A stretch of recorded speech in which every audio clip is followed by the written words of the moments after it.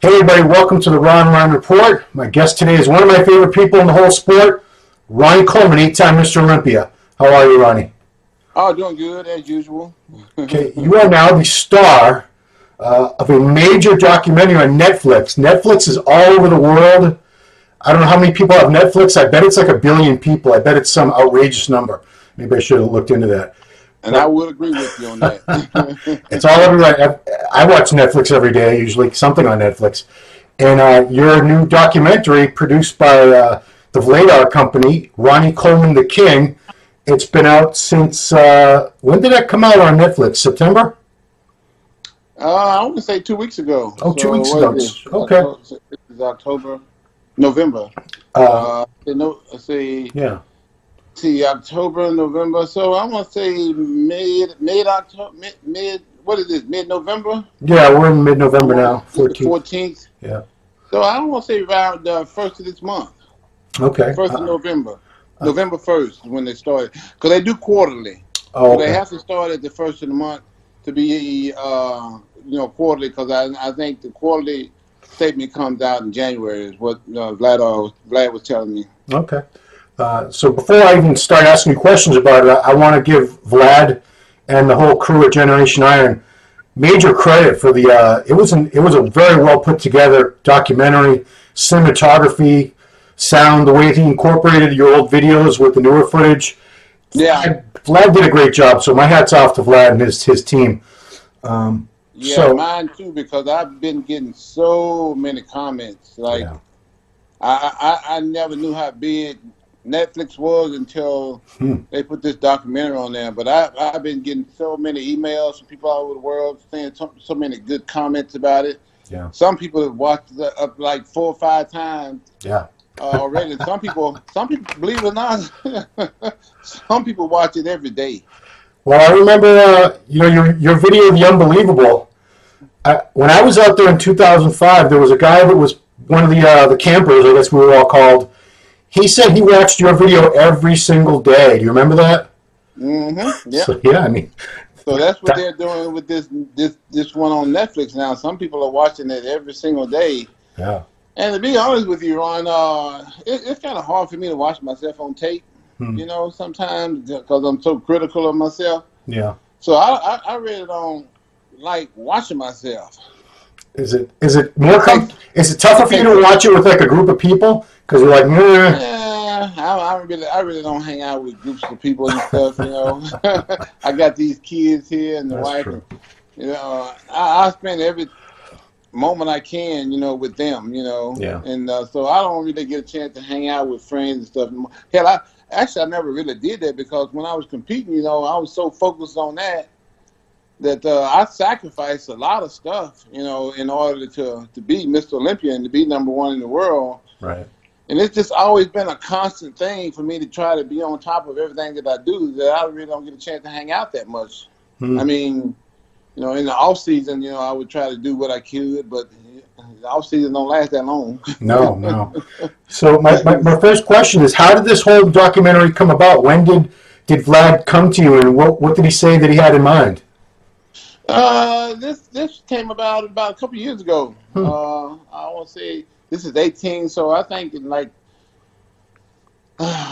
like March or April of 2016. They first approached me about doing it, and said they thought about some other guys doing it with some other guys, but they finally decided on going with me because they thought mine would be more a better story. Yeah.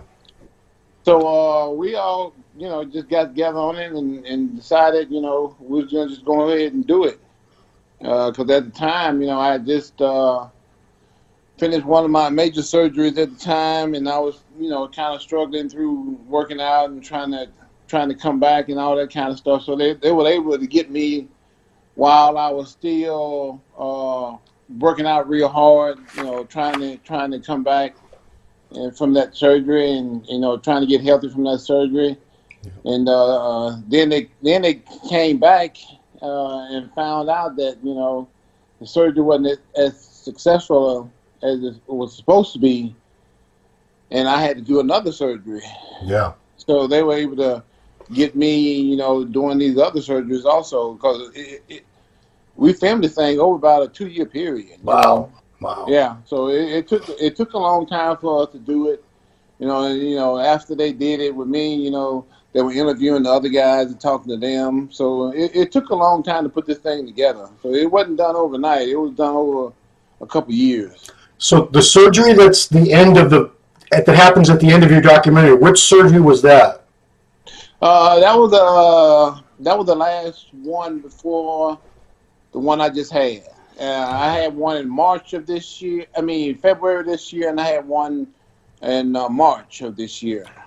And so they filmed you up until the March one, including that one? Yeah, exactly. Okay. Yeah, they would come back and do follow ups on me. Yeah. To see how things were going.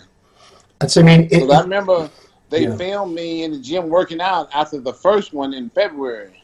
I went, I waited about 6-8 weeks, and I went back to the gym and started training again. Actually the whole time I was doing rehab. I was doing rehab. I went to the rehab hospital and stayed there for 2 weeks. I left the rehab hospital and went straight to rehab locally. I went to a local rehab facility and started doing rehab there too. So they were able to capture me doing all of that stuff. And it was in rehab that I injured myself again. That's why they had me not to do rehab on this surgery. Now, do you feel like the movie ended? It didn't seem like it really had. It was a good movie. I'm not knocking it, but it didn't seem like it had an ending. Like I wanted. I know your life is still going on and there's still things happening, so it's kind of impossible to say, you can't have like a true ending to a movie unless, I don't know, somebody wins the big competition or gets elected president or whatever. It just didn't seem like it really wrapped up, especially because I talk to you all the time. I know these things are still going on. So do you feel the same way? Like it's like something that should be a series or something, I think. Yeah. We're thinking about doing a follow-up to it right now because I just had this recent surgery, which was my most successful surgery. Oh, good. Possibly in the last, my first surgery was 16, last almost 3 years. Wow, great. This is the best surgery that I've had in a long time. I've had, 3 back surgeries recently, and both of them, 2 of them were fusions. And the screws kept breaking, so the fusion wasn't able to heal properly. So that's why we keep replacing these screws and using bigger screws and all this kind of stuff. Yeah. Because the fusion is not healing, and if the fusion don't heal, then my back is totally screwed up. So I'm still healing from the fusion that they did back in February. Right, but now you have another. They say the fusion takes about a year. Oh, okay. So we're looking at another. So what is it? November. 1, 2, 3. Looking at another 4 months for my last fusion to heal. Okay. So I got about another 4 months left. To take it easy and pray and pray that these screws don't break. Yeah, I mean, because if they break again, that fusion is not healed. It's gonna be real bad. I mean, isn't there some kind of unbreakable thing that they could use? I mean, whatever they're making these screws out of. I don't know. I don't know that much about metallurgy and all that stuff, but there's got to be something that's like unbreakable or close to it that it wouldn't even break inside of you. Well, what the doctor told me is they put the biggest screws that are made. Okay. These are the biggest ones. So these are like lug nuts for an 18-wheeler truck. There's nowhere we can go from here. So these screws got to heal that fusion, Yeah. So I haven't done anything since my last surgery, but like a little cardio, trying to fight off this atrophy. I've been doing a little cardio, like walking around the block, doing a little bike, Yeah. Doing a little treadmill, just walking on the treadmill and stuff. That's all I've done for the last 8 weeks. Yeah. And I just started doing some therapy Monday. Right. To try to get, get a little strength back because my body is real weak. You know how it is when you don't work out, and how much strength you lose, and the atrophy and the weight that you lose, and all that kind of stuff. So I'm now in the process of trying to get my strength back, and get my body back to where I'm able to walk at least around the house, without using crutches and stuff. Yeah. So. Right now, that's where I'm at, and then right now it's going so far so good. Is all I can say. My first training session in therapy went good. I got my next one tomorrow, so everything's still holding up. The screws are still holding up. I had an appointment last week with the doctor, and they did some X-rays, and they said everything's still looking good. Nothing's broken so far. So good. That's why he was let me go ahead. That's why he let me go ahead and do this therapy now. Because it's been 8 weeks since I've done any kind of physical activity. I'm sure you saw there's like a lot of backlash because I don't know if it all started from we did that interview and then I made like a little mini video where you just making the part where you said you might not walk again. And I think that made, there was like 1,000 response videos to that, people talking about it and tons of comments. And, a lot of people were, please set the record straight here. They were a lot of people think that you haven't been healing right from these surgeries because you start working out again right away. Are they right or are they completely off base? They're completely off base. Okay. What they don't know is the last one of the surgeries that I did, of course, the screws broke right out of surgery. Right. I had surgery, went to the recovery room, went to my room, and when I got to my room, the nurse said, "I need you to, bend over so I can look at your bandage." So I turned to bend over and pop right away. I mean, it felt like my back broke. Okay. So right then and there in the hospital. Yeah. So we can't blame you for that one. That wasn't you. I mean, to be honest with you, I've never really hurt myself working out. The screws never broke working out. They've always broken like in therapy or in the hospital. Yeah. So it wasn't the working out. So everybody's totally wrong, but people like to think negative and all this kind of stuff. And how people like, how they think nowadays. Oh, yeah. It's all about negativity. Right. If you can move your phone a little bit, there you go. Perfect. I want to see get the whole Ronnie experience. So I know with any documentary, any movie, they shoot way more footage than they actually end up using. Were there any parts that didn't make it into the final documentary that you wish that they had been included? Oh, that's a good question, Ron. Maybe I need to watch the documentary and let you know that. Okay. Because as of today, I still haven't brought myself to be able to watch it yet. Wow. You haven't seen any of it? No, I haven't seen any of it. Really? Oh my goodness. Remember I told you when we first started that it's hard to watch myself on video? I know, but I thought you'd still watch it. It's a movie about you. I would think you'd watch it. Yeah.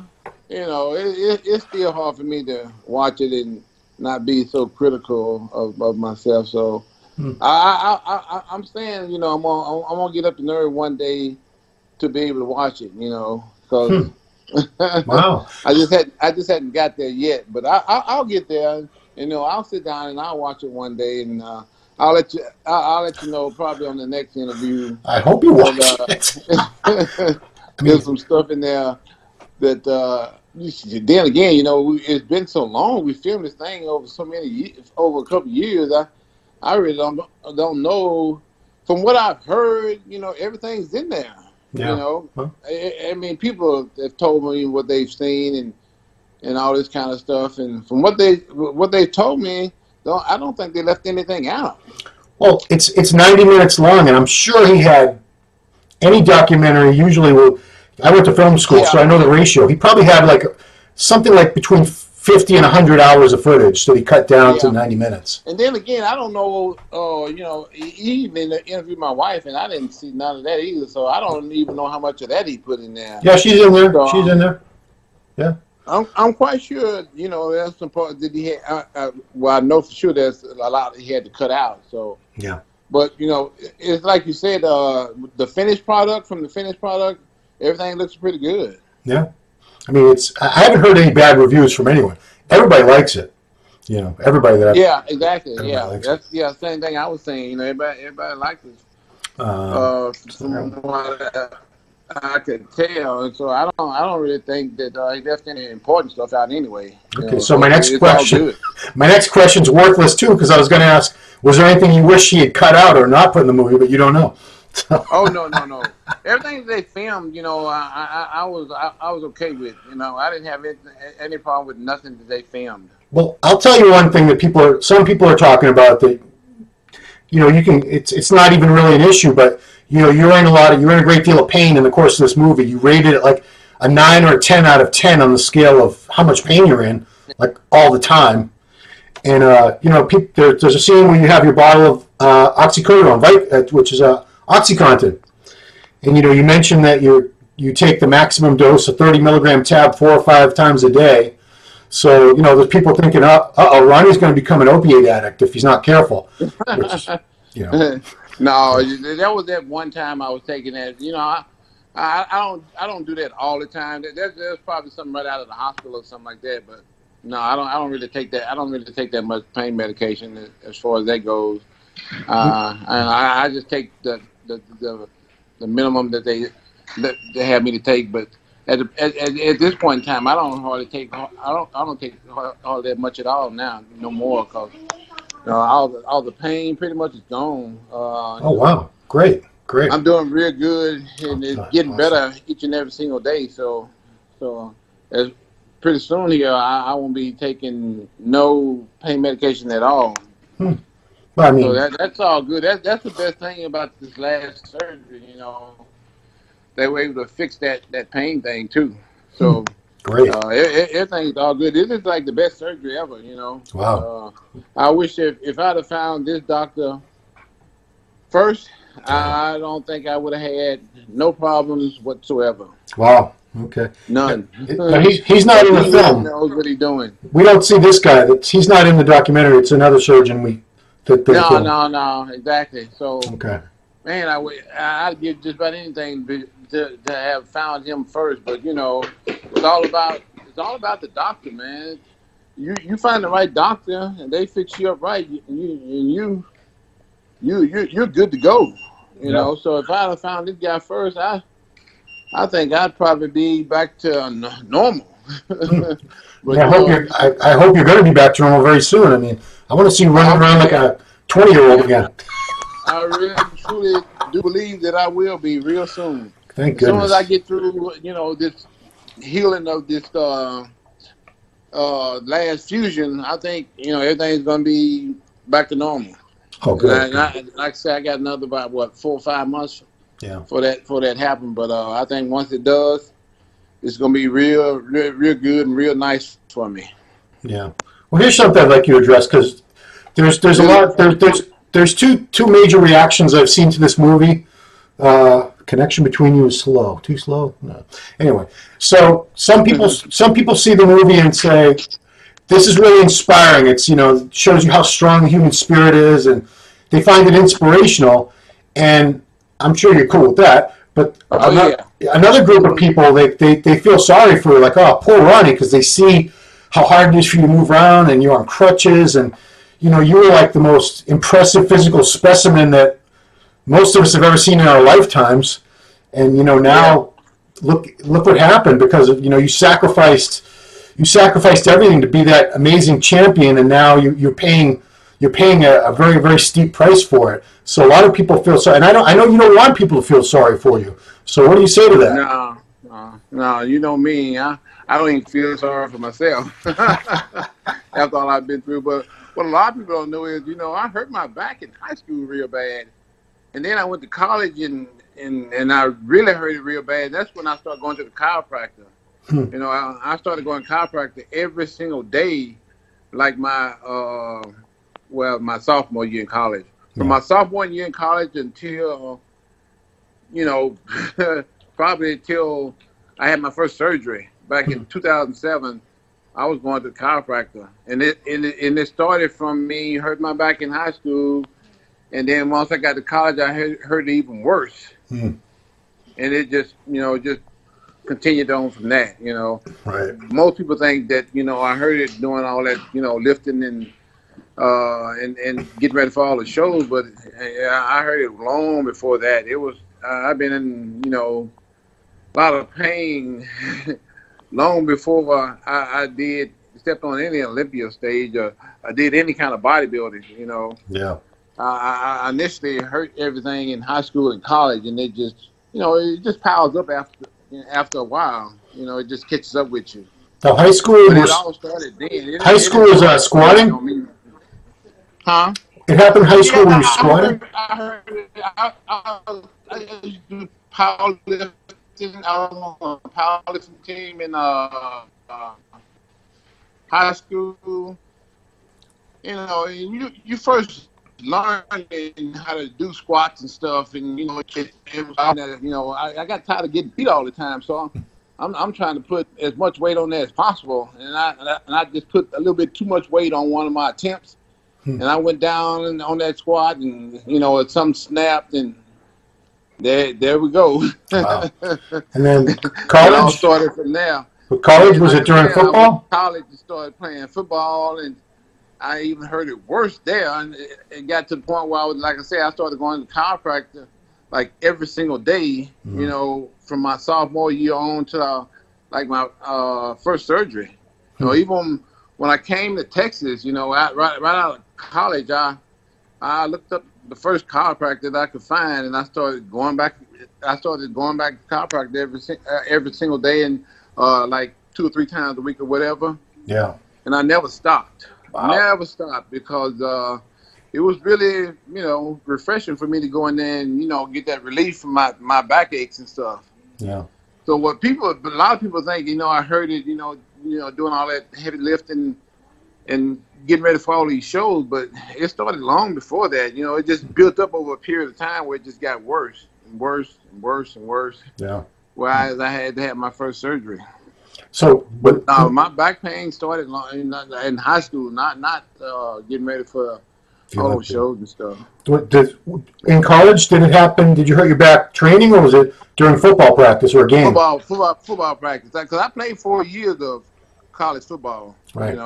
And I started and everything. I was going to get drafted. I talked to the scouts, and but once you get injured, the scouts they kind of quit talking to you and stuff. I mean, if you're already banged up as a college player. Yeah. So instead of me getting drafted, they wanted me to come out and try out, and I'm like, wait a minute, y'all were talking about drafting me at first. Now you want me to come and try out? I'm like, I don't know what's going on here, but I mean, you tell me one thing, then you tell me then another thing happens. So I'm kind of confused. So I'm just gonna stick to what I know was best for me. And at the time, I didn't think going out there and trying out was the best thing for me to do. So I didn't even go out and try. I had agents and everything talk to me, saying, "Hey, we can get you on the team." I'm like, "Yeah, that's what you say." Yeah. I don't see no guarantees. I don't see nobody talking about money here. So I'm gonna just do what I think is best for me, and that's what I did. Right on. Okay, so I have some questions from the people on the MD boards. I don't know if you know AJ. He's a giant Jamaican living in Norway. Giles knows him. He's a buddy of Giles. Yeah, I don't know him. Okay, this first question. Now, don't give me the dollar amount, and you're not going to anyway. But So Giles talked to Brendan from Ronnie Coleman Signature Series. He said sales are definitely up. So, this documentary, it definitely helped in that aspect. It made people aware of your product line a little bit more, and sales are up quite a bit since this came out. Cool. Okay. Yeah. That's going real good. Okay. The other thing this guy wanted to know is the last time we talked, you hadn't had a chance to really look over the pictures from the Olympia too closely between Phil and Sean. Have you had a chance since then? No. No? Okay. Not really. Okay. You know how it is when you got kids and stuff, Ron. You more into hanging out with them than watching pictures from the Olympia. Well, I mean, that's how it should be, but not everybody's that way. Some people neglect their kids so they can watch bodybuilding shows on their computer. No, not me. I've been there and done that. Okay, so a guy named Be Huge, he wanted to know how long it took to film the documentary. You already said about 2 years. He wanted me to ask, do you miss training for the Mr. Olympia contest, or are you happy you had that time, his time? Well, I'm sure you miss training for the Olympia. Every single day. Yeah. I mean, that was every single day. You were in your element. You loved it. And I miss working for the police department too. That's right. You know that's how the documentary ends. Well, I don't want to spoil it for you, but the very last, it's you see that scene twice. It's you in the locker room putting the vest on, the Kevlar vest, and talking about why you still the police officer. You said, because I love it, even though you were Mr. Olympia at the time twice. You could have left your job, but you didn't. You stayed there for a few more years. What else did he want to know? Oh, okay. He wants to know what a day of eating looks like for you these days. Do you still eat like 6 times a day? No. I only ate 6 times a day when I was getting ready for a show, because I had to get up in the middle of the night to eat a meal, Yeah. And there's no way in the world I'm going to do that now if I don't have to. I didn't do that in the off season. Wow, yeah. Well, I mean, so now I just eat like 4 or 5 times a day, and that's about it. I mean, you were eating, like the time we were out there, you took us to all your spots. You took us to Outback, you took us to Black Eyed Peas, and these were enormous meals that you were eating. I can't imagine you would eat those huge platters of food and then be hungry again 2 hours later anyway. That'd be ridiculous. Yeah. Yeah, I ate a lot of food, getting ready for the show. When I was competing, I ate a lot. Yeah. Even before I started competing, when I was in high school and college, I ate a whole lot too. Right. So I've always eaten a lot my whole life, pretty much. Okay. A whole lot. So the last one is a guy named Fabian Gym Food. He basically, it's a question at the end, but he says, "Thank you for being the GOAT, greatest of all time.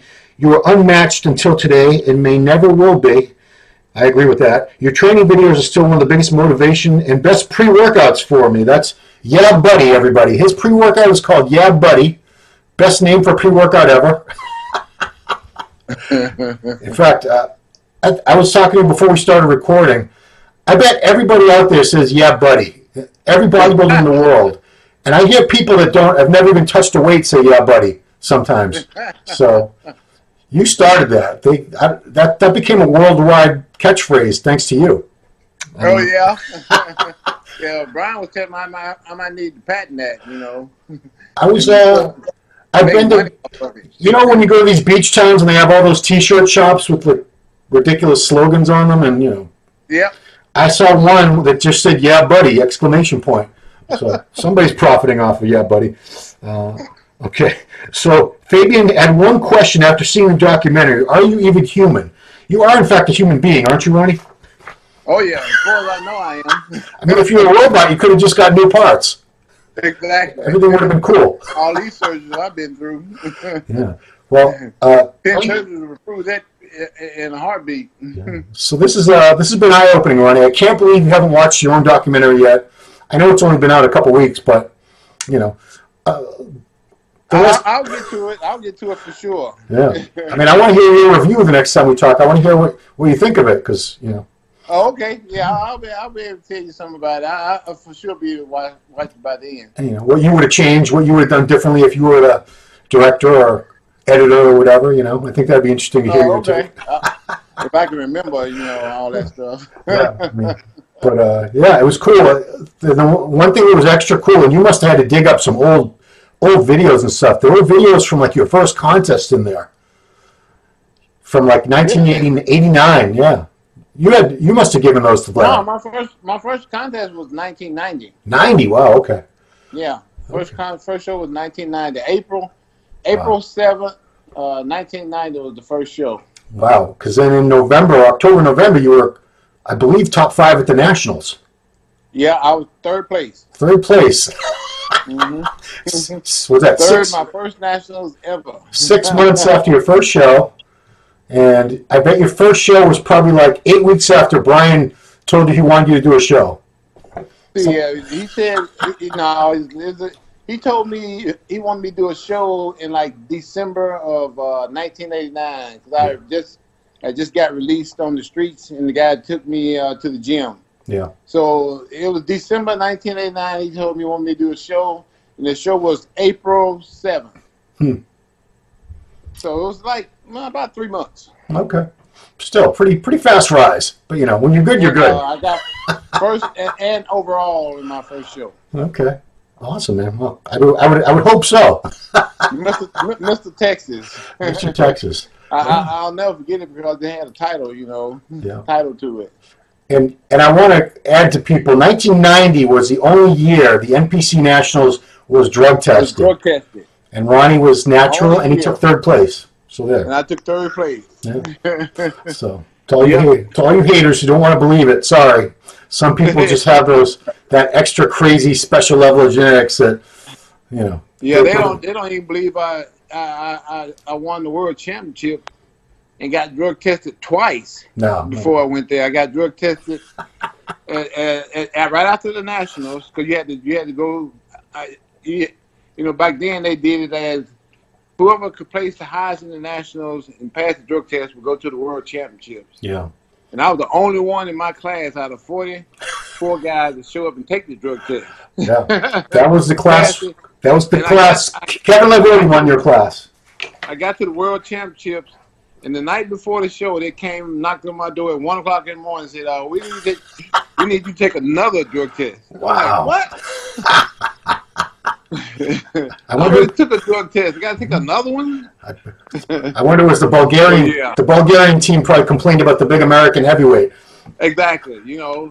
I figured out why they had put us all in the gym and had us stripped down. Right there in front of all the judges. So they were trying to see who was on, who they wanted to drug test, and who they didn't want to drug test because it was like a random thing. Right. They weren't going to drug test. It was like 64 countries, probably a couple thousand guys in the show. They're not going to spend that kind of money and drug test everybody. They just going to drug test who they think was on. And they took one look at you and said, "This guy." They took one look at me.